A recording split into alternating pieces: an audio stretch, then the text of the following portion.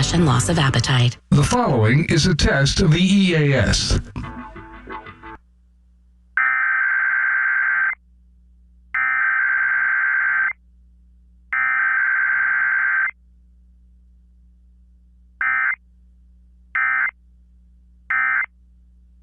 This station is testing its emergency alert equipment. The EAS provides timely emergency warnings. This station serves the extended Pittsburgh operational area. This concludes this EAS test.